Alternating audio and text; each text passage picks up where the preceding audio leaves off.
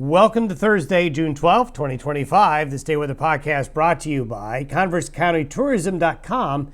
Feel the energy of Converse County. Explore Douglas's railroad heritage, Ayers Natural Bridge, and the Jackalope legend. Glen Rock boasts scenic trails, dinosaur history, and small town charm. Plan your visit at ConverseCountyTourism.com. Beautiful shot there of the Bighorn Mountains with the red rock and the greenery there. And the blue skies. Those blue skies filled up with a lot of clouds yesterday, as we are going to be looking at more scattered shower and thunderstorm activity. Now, the activity today will be a little bit less on Wednesday. Many of you saw some strong thunderstorms, especially in western Wyoming, in eastern Idaho, and parts of Utah, as that front came on in. We will have a little bit of residual moisture, leading to some scattered showers and thunderstorms today.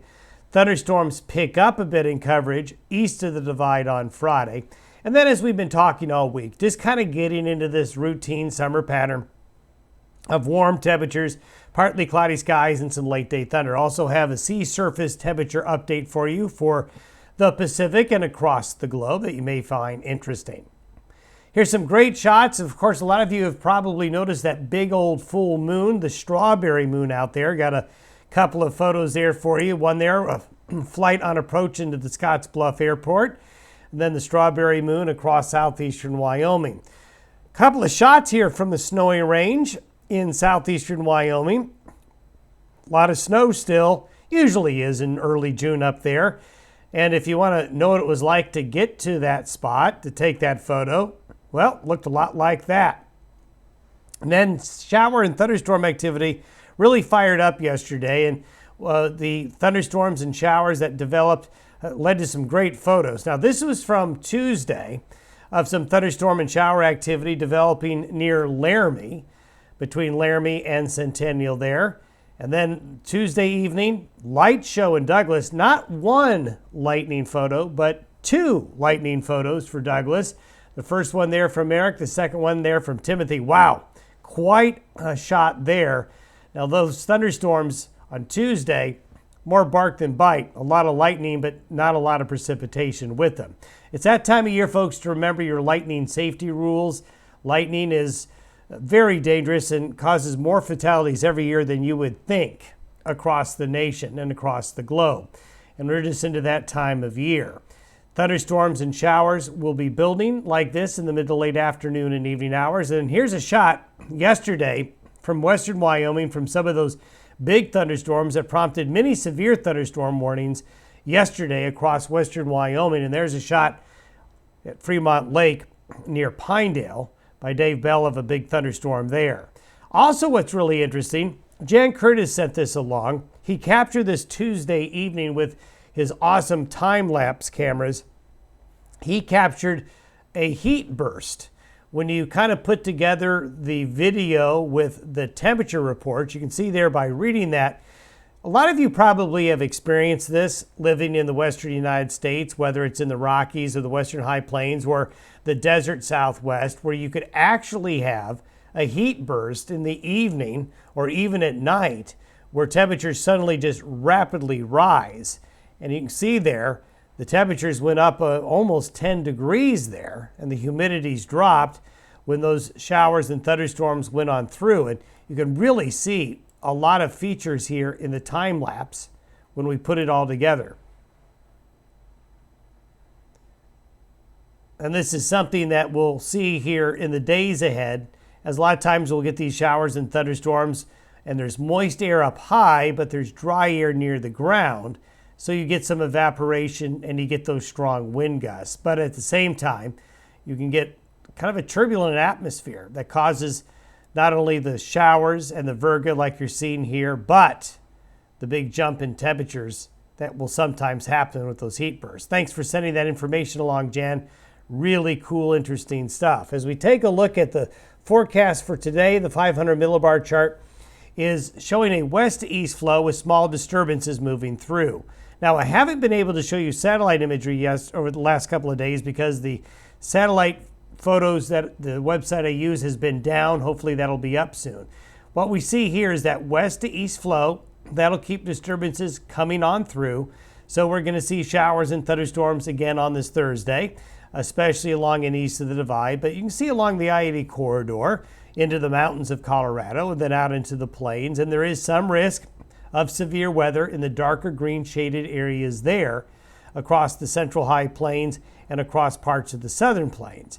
Then as we go into Friday, there's kind of a little bit of an uptick in moisture, and thunderstorms get a little bit further north, out a little bit further east, and we need to watch Friday as a severe weather threat day, especially on this long arch from about Billings to near Casper to Cheyenne, out to Goodland, Kansas, down to Dodge City, through Scotts Bluff and North Platte there in Ogallala. So Friday, we'll need to watch out for some strong to severe thunderstorms. As we go into the weekend, the pattern gets a little bit more dominated by this ridge of high pressure here. So we start to see the flow push to the north, some hot high pressure develop over New Mexico and Arizona. So that's going to lead to some warmer temperatures this weekend. However, southwest flow aloft will bring weather disturbances. So the weekend, here we go again.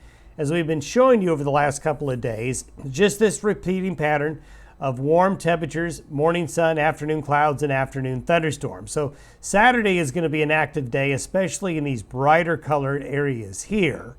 The further west you get, the air is much drier on the other side of the divide. So that's Saturday and that's Sunday. So as you plan your weekend outdoor activities, keep that in mind, especially on the plains.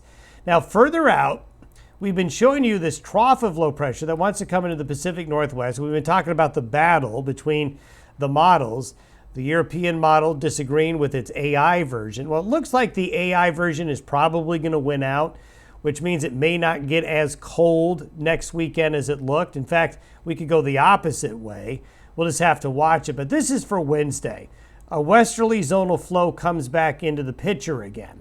So that'll keep temperatures warm, but will keep it from getting too hot in this weather pattern. And it will continue to keep, at least Monday and Tuesday, dirty flow here, keeping scattered showers and thunderstorms into the mix. Now, I wanted to briefly give you a sea surface temperature anomaly update. We all know that we've gone back to the neutral state. The La Nina has faded. Notice you got patches of blue and patches of red and orange here. We're basically in a neutral phase. It's not La Nina anymore. It's not a developing El Nino. Certainly, the sea surface temperature anomalies have changed from where they were at the beginning of the year. Look at this little patch of blue out here in the Atlantic. This is going to be kind of a wild card for the early part of the hurricane season. If you look at the change in sea surface temperature anomalies from January to May of this year to January to May of last year, you can see some trends. And there's nothing unusual going on here. This is how it works, but you have to kind of keep track of things. Sea surface temperature anomalies go up and they go down through the course of the year, through the course of 5 or 10 years. They kind of go back and forth. But what we've seen is a decrease. If you compare the first 5 months of this year to the first 5 months of last year, the global anomaly temperature-wise, and also you can see out of here over the oceans, is quite remarkable to how much cooler the first 5 months of this year is to the first 5 months of 2024. So quite a bit of a difference, and wanted to highlight here, the Atlantic has really cooled off. This really shows the impacts of the La Nina that we have had here over the last 9 months or so. So pretty interesting when you take a look at the tropics. The tropics have been cooler for the start of this year compared to the start of last year. Something that we'll monitor and keep track of as we go through the summer season. Have yourself a great Thursday. We'll see you tomorrow.